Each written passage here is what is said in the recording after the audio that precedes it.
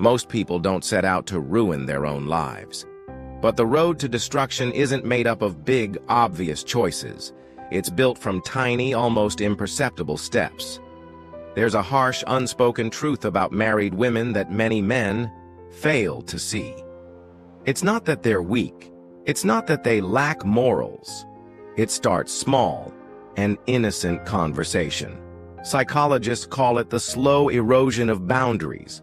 One step at a time, one thought at a time, until one day she looks in the mirror and doesn't recognize the person staring back at her. So why do some married women seek attention outside their marriage? And more importantly, how do they justify it to themselves? Let's break it down. The unspoken void. Why some married women seek external attention. Great marriages are partnerships. As Helen Mirren put it, a great marriage is a partnership. It cannot be great without it. But not all marriages stay as strong as they once were. Some women, despite their vows, find themselves drawn to outside attention. And most of the time, it's not just about physical attraction, it's psychological. The biggest mistake people make is assuming these women are looking for an escape. In reality, many are simply searching for something they lost along the way. Humans are wired for connection. Women, in particular, crave emotional intimacy, not just physical presence. In the early days of marriage, this connection is strong. Late-night conversations, stolen glances, feeling truly seen. But over time, routine takes over. Deep conversations turn into logistical discussions about groceries and chores. Passion gives way to duty. And worst of all, she starts to feel invisible. This is where the danger begins. Dr. John Gottman, a leading relationship psychologist, explains that the silent killer of relationships isn't conflict, it's indifference. When a woman no longer feels noticed by her husband, her subconscious starts looking elsewhere for validation, sometimes without her even realizing it. A simple compliment from a stranger, a conversation with a man who actually listens, a moment where she feels interesting again. Suddenly, that tiny interaction feels like oxygen after years of suffocation. Marriage brings stability, but stability often kills excitement.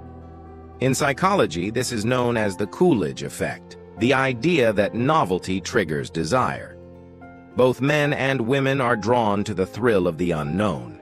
And if a woman has been married for years, if every day looks the same, if every conversation feels predictable, then even the smallest spark of something new can feel electrifying. Not because she doesn't love her husband, not because she's a bad person, but because she misses the thrill of feeling wanted. As F. Scott Fitzgerald said, "We are most alive when we are in love." But love isn't just about being together, it's about being chosen, again and again. Another overlooked reason some married women become susceptible to external validation is a loss of personal identity. Before marriage, she was an individual, someone with dreams, interests, and passions. After marriage, she often becomes defined by her roles: wife, mother, caretaker. While these roles are beautiful, they can also be restrictive. When a woman no longer feels like her own person, she may seek interactions that remind her of who she used to be. And sometimes, that interaction comes in the form of another man. The justification game. How the mind makes betrayal acceptable. Nobody wakes up and thinks, "I'm going to betray my marriage today." That's not how it happens. When a married woman begins engaging in emotionally or physically risky behavior, it's not a sudden leap. It's a slow, slippery process, one that is often justified in the deepest corners of her mind long before it manifests in real life. Because here's the truth: guilt is unbearable. And if someone can convince themselves that what they're doing isn't really wrong, they don't have to carry that weight. So how does this happen? At first, everything feels innocent. It's just a little attention. What's the harm? I'm just talking to him. There's nothing wrong with that. It's not like I'm cheating. I'm just enjoying the moment. The human brain is a master of self-deception. When something feels good but contradicts one's values, the brain creates excuses to bridge the gap. Psychologists call this cognitive dissonance, the tension that arises when actions contradict beliefs.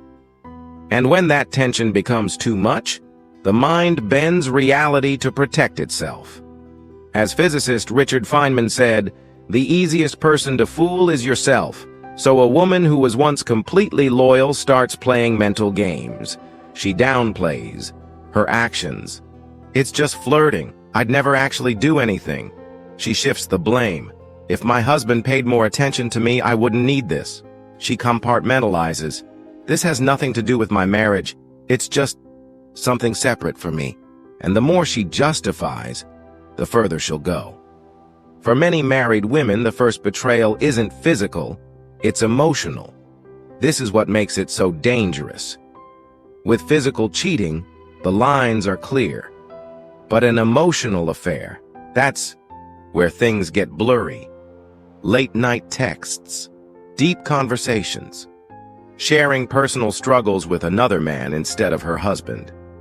At first, she tells herself it's just emotional, no harm done.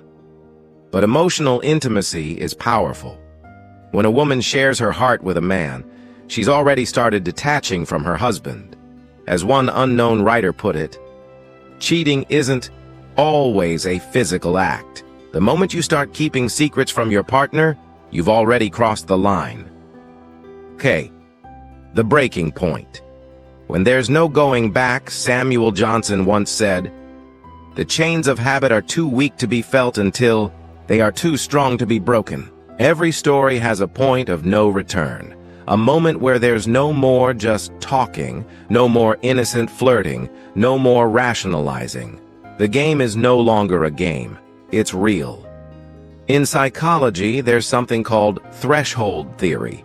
It explains why people who swore they'd never do something eventually do. Because the hardest part isn't doing it, it's doing it the first time. The first time she sends a message she knows she shouldn't. The first time she meets up with him, just as friends. The first time his hand lingers too long and she doesn't pull away. That's the moment everything shifts, and once that line is crossed, there's no going back. So why are some married women the easiest prey? Not because they're weak, not because they're immoral, but because they're searching for something they've lost. And once they find it, walking away feels impossible. Not because they don't love their husbands, but because they've convinced themselves that what they found is something they'll never get back at home. And once that belief settles in, nothing is ever the same again.